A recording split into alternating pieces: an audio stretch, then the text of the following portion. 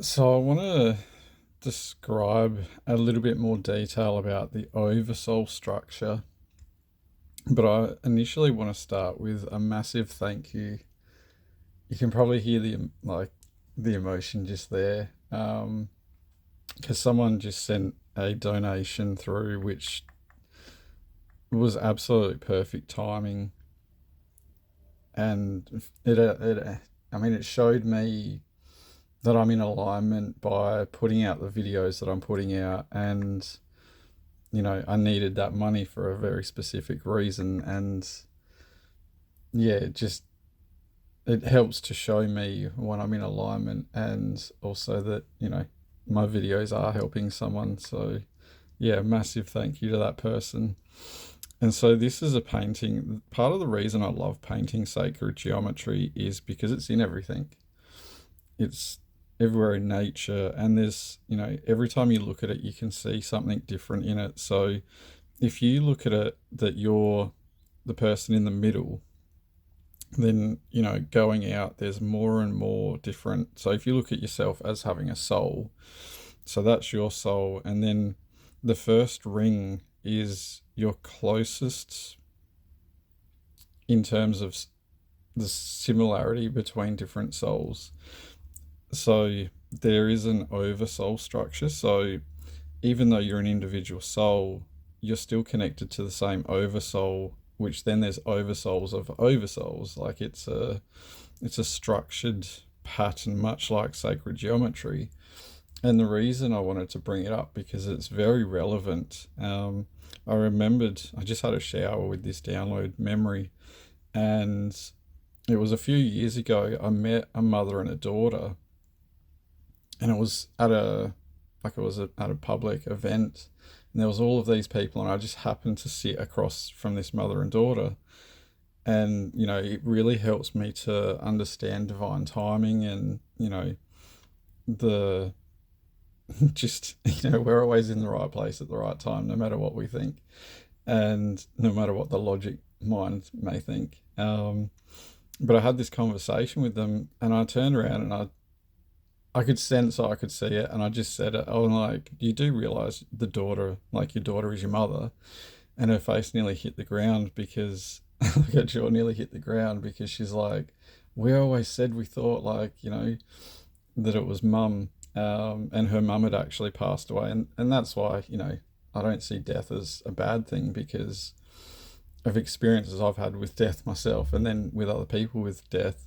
And to see the mother think that the daughter was her mother, and her mother had actually passed away a couple of years, I think it was a couple of years ago, well, a couple of years prior to her conceiving her child, and then had the child and thought, wow, this is a lot like mum. um, which isn't always the case. So that's, and I paint so much sacred geometry that, it always looks different no matter what I'm painting. It's like every time I look at the soul structure, and I always get a deeper understanding of it. And the same with patterns and cycles. The more I look at things, the more I understand them deeper and deeper, including consciousness. So sometimes we won't even incarnate into connections with the same oversoul. Sometimes we'll incarnate with other soul clusters, I'll call it, purely to learn very specific life lessons by having certain experiences. So, for example, like you might have incarnated into an extremely codependent, dysfunctional um, bloodline, which are there to teach you to learn the karmic lessons of letting go of codependency and learning those life lessons and integrating them. Because on a soul level, we want to have different experiences for different reasons. And it's not until we can really uncover our own blueprints or have someone else help us uncover them that we it becomes so obvious why we chose to incarnate in different experiences, and then even people we, seemingly, sometimes it feels like it's random and that we meet different people, but it's always based on our vibration and what we're manifesting, but also what we've signed up to pre-incarnation, because I've met and interacted with different people that I knew that there was pre-incarnation, what people would refer to as soul contracts. But the biggest misconception people have with soul contracts is they think too linear. So they think about it like it's black and white, like you would go and read a legal document, but it's not like that. It's very fluid and can always change and evolve and grow based on our free will. So, we might have very specific intentions pre-incarnation for very specific experiences, but one person might choose a different path, and so we may not be on the same timeline at the same time in a similar vibration to have that experience. So then we'll have that experience with somebody else. And something that I haven't actually said it to anybody, but I've mentioned this, but not to people directly, is I've actually come across people from the same oversoul in multiple bodies, and I've actually been shown they have actually lived very similar lives. Like they've had very similar life experiences. So it's really interesting that within the same oversoul structure that we are simultaneously living through similar life lessons. And it's quite interesting because there's usually only 1 degree of separation. So the people that I've noticed have been in the same soul cluster.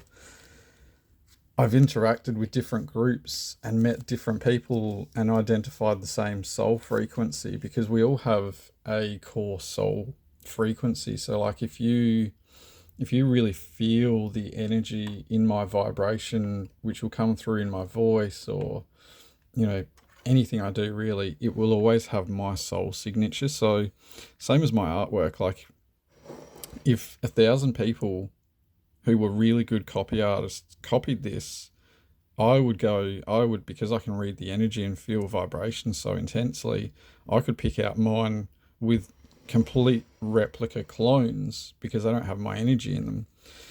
And it's the same thing with the voice. The voice carries our core soul frequency as well. And so I've had experiences. I went to meet someone years ago, and while I was there, I had a really profound experience, and there was nothing happening. It was just a conversation, but it was because of the energy, basically the vibration that this couple were in, and it allowed me to have the most life-changing experience, which I didn't understand until more recently, that I really understood the purpose of connecting with them, and some of the things that they shared with me. And it's amazing what we don't it's amazing when we get information that we don't comprehend until a lot later, that it then makes sense. Like, oh my God, my life would be so different had I not had those conversations or heard that thing or someone planted that seed. And there was a post that I wrote on Facebook in the past, and I had an incredible experience. I was at the supermarket and picked up this jar of honey, and it was from the Mallee region. And in a split second, I had all of this stuff flash before my eyes through my spiritual eyes, and realized that I had worked in retail, so I understood the retail side of, the delivery, the, and also truck driving as well. So, I knew all of the process for that honey to be on that shelf But then I also have spent time out in the Mallee region and saw natural beehives where they've created beehives in houses and um, tree hollows, and also seen bees collecting pollen out there. And so I knew, it was like momentarily, essentially, I embodied the frequency of a bee, and I was shown the full experience of what it was like,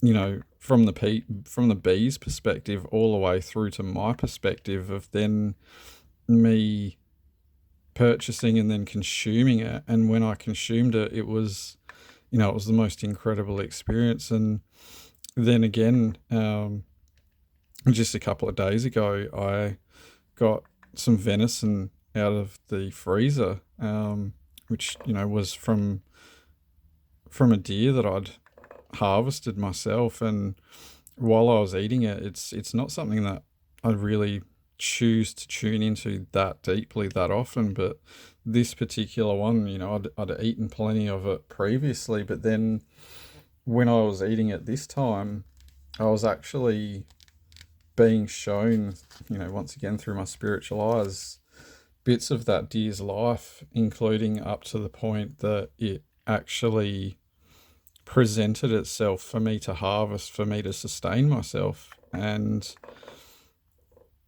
it, once again, it was an incredibly profound experience. And, it'd be like, it's actually hard to explain. But it was like that. It was the soul of the deer had come through to show me how it had,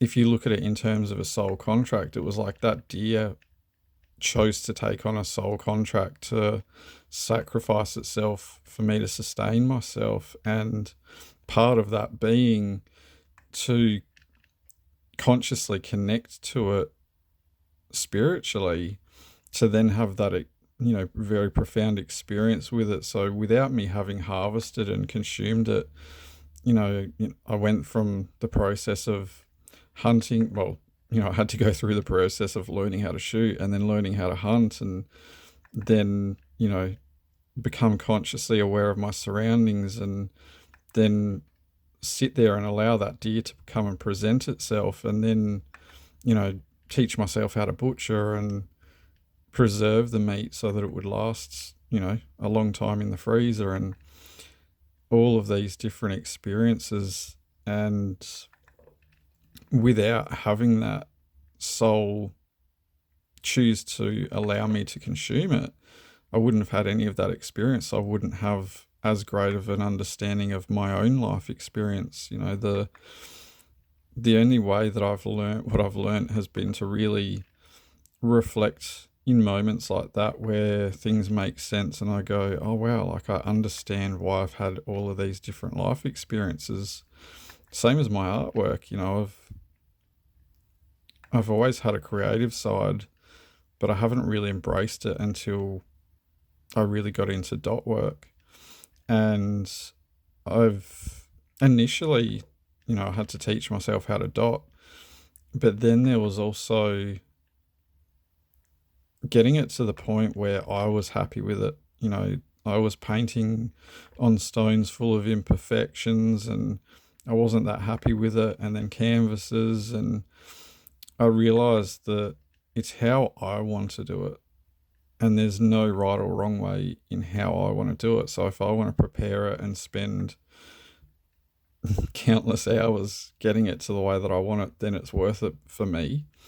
So it's, before I even put a dot on this, there's hours that have gone into getting that stone really flat, and then laying different layers of base coat so that the camera never really shows up. But, it's with the color changes and all of the skills which I learnt from, I had initially I was using the airbrush before I got into dot artwork for spraying leather dye on things that I was making with leather.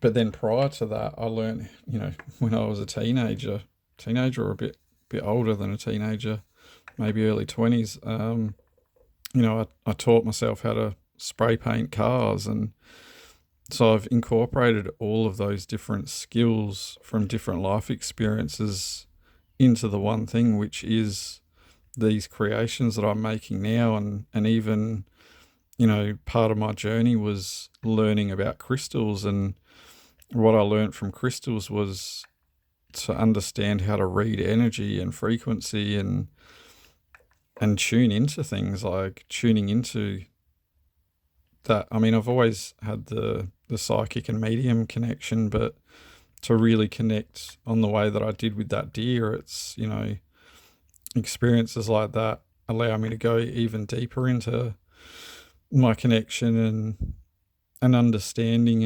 And also, with the artwork, I get shown a lot of the time what impact the stone is going to have, because once again, if you go back to it, all of the patterns and stuff, like the patterns within us, these patterns have different frequencies in the different colors, and all of the stuff that's in the stone, let alone all of the energy while I'm touching it, it's all bits of my energy and knowledge and wisdom. And like I mentioned in one of the previous videos where I read so much about that person in a piece of artwork, there's, there's more in the unseen than in the seen. And when I connect with people, consciously in the physical, there's so much more there than just a normal 3D surface level interaction, because I'm at the point now that I'm consciously aware of how much energetic and telepathy, transference, and all of that takes place, that I used to almost feel offended that it was, people would get overwhelmed by interacting with them too much. And then I realized that sometimes it was only needed for a brief encounter or interaction. Like sometimes it's just a one-off thing, and then sometimes it's an ongoing thing. But it's because I process so rapidly. When I watch YouTube, I watch it at 4 speed. So my capacity to mentally process things is extremely rapid.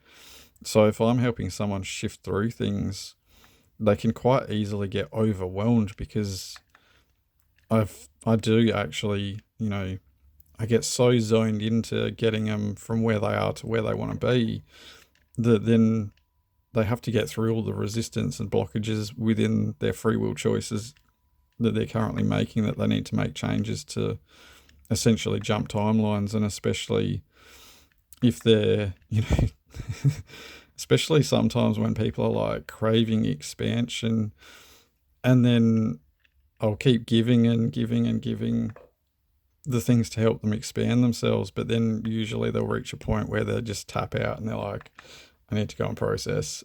And it's, then they've got to really confront all of the things that they've asked for the expansion, to change their external to match their internal, which I've had to do so many times by allowing things to fall apart when I'd outgrown them, or when they no longer served. And it's really knowing if things are creating more resistance, it's time to let them go. Or like the alignment of me making those videos earlier, and then being guided to, I mean, I only make videos when I'm guided to make these videos on this channel. It's to create, we've all got our own little piece on the internet, and you can do whatever you want with it. It's like my purpose for my channel is to be that centered, balanced, calm place, that if people are really dysregulated and struggling, that even if they're not listening as such to the words, at least just feeling the frequency in my vibration in my voice to help them regulate themselves, that sometimes that's all people need, is just that frequency. And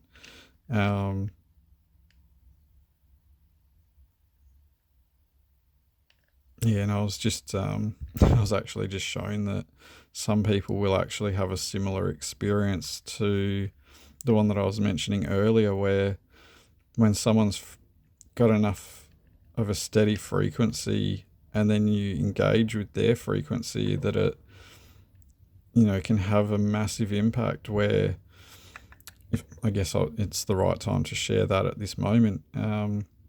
It was like surges of energy pulsing through my body, and just a massive emotional release, where it seemed like there was no reason for all of these emotions to bubble up and surface and come out. And it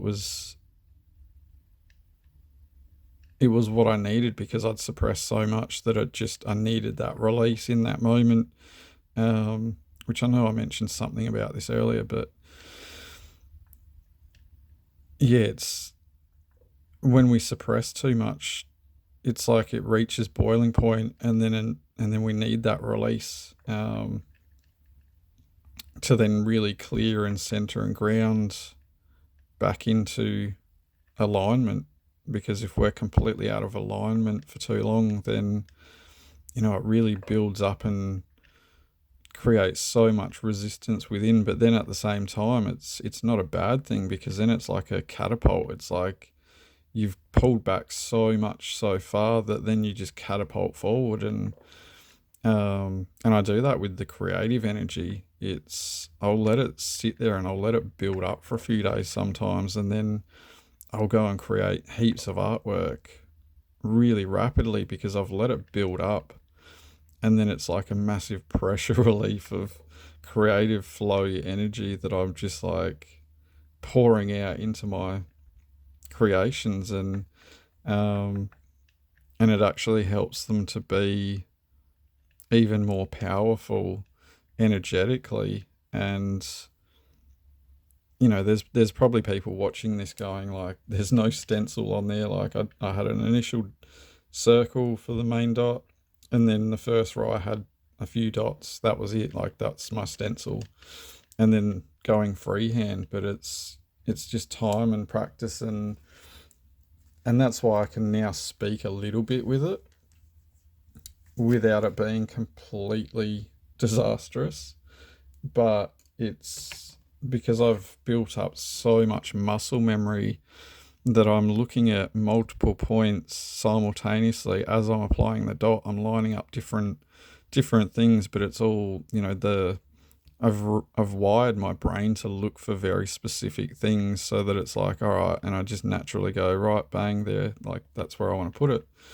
But that, it's creating those patterns and programs within ourselves, that it's like when you've driven a car for so long that you can just get in and drive on autopilot. You don't have to think about when to change gears and, when to indicate. You just naturally do it instinctively, because you've done it so much. Whereas the first time you drive a car, there's so much that you have to remember. And, working with patterns and frequency and all of the different things, like even learning how to identify souls in the same oversoul structure, and learn to understand your intuition and telepathy and all of the things that we can do and access. It's just all, one dot. It's like one dot at a time, building each piece of the puzzle. And the same within ourselves, like building the security within ourselves. If we've taken on or brought through a whole bunch of insecurities, whether they were pre-incarnation things that we chose to take on through the bloodline to then clear, like, there's so many different patterns that we take on from. I mean, something that is very near and dear to my heart is, I would love one of my greatest wishes for humanity would be to only consciously conceive children. Because when a child is conceived, I mean, that soul is with us well before conception. It's sitting there ready and waiting. That then, the way that the child is conceived whether consciously or unconsciously, makes an impact on the patterns, because it's from that moment forward that it's being energetically blueprinted. And same as any traumatic experiences, like if either parent, like even if the parents are on the other side of the world, like both are going to impact the child throughout the child's beginning of life. And the more consciously aware people are of conceiving and doing it from a pure heart space, will really help to bring that soul into alignment and stay in alignment, instead of creating a bunch of resistant patterns and programs and trauma patterns. And I mean, there's there's so many layers and so much detail into all of this stuff that I could talk about this all day, every day for the rest of my life until my last breath, and I still wouldn't cover it all, because there's so much that I already know, but there's still always more that I'm learning and understanding, and getting deeper perspectives, and understanding myself and other people more, and why humans are the way they are. And that's why I love the human experience, because there's so many working parts moving simultaneously, and it is all perfect. Even when it feels like everything's falling apart, it's falling apart for a reason. And it's like my dot artwork. Like, if you look at it, every dot I dot represents every dot I've already dotted. And it's the same as everything we do. Like, the more we do anything, the more we understand it. So the more you do shadow work, the more you understand yourself and why you are the way you are, and why you're manifesting your current experience based on previous intentions, whether you were aware of how intentions worked previously or not, which we can always, we have the free will to change our intentions in any given moment. But it's, like when I had the NDE, I didn't have to do what I did to experience it. That was me using my free will. It was like I'd set the intention, then the opportunity arose, and it was up to my free will whether I wanted to go down that road or not. Which obviously I chose that road, not really knowing where it was. I mean, I didn't. It's not like I knew that I was about to have that experience, but like there was a series of events that I'm very consciously aware of why I had the experience I had, based on my intentions and a whole bunch of other soul contracts and different experiences. So it makes complete sense. So anyway, I think that's long enough. I think I've covered enough. But I felt guided to put this one out, so it'll obviously benefit someone. And just the more, I mean, it's good to identify and acknowledge the things that you don't want, because then you understand more of what you do want and why you want what you want. But sometimes you have to, if you're already experiencing the things that you don't want to experience, acknowledging them and going, all right, this is the experience I'm currently having. How do I get from this to where I do want to experience? And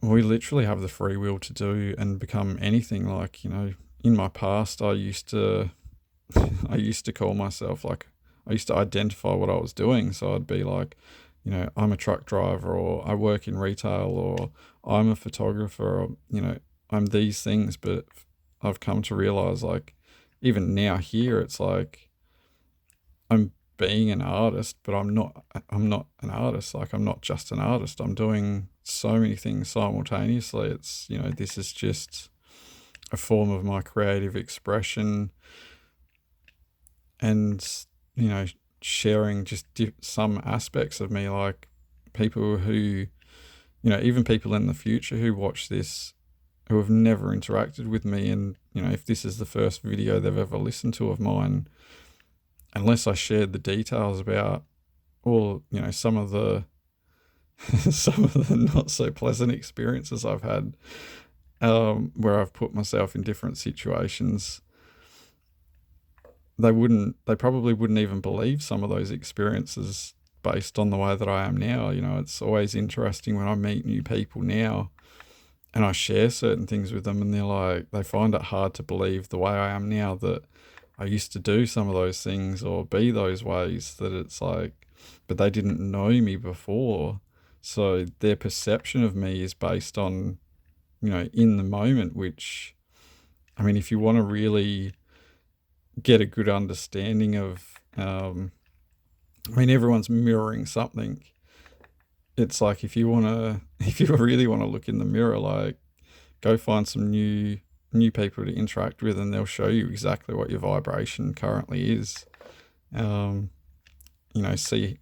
See how they are perceiving you in that moment, because then they're not going to have any of those, like, old stories running about the way you used to be. Like, when I got really sick, people didn't really understand it, and because it was all internal stuff, it wasn't external the way that, like, broken bones are. It's harder for someone to understand it without having experienced chronic pain or something like that. It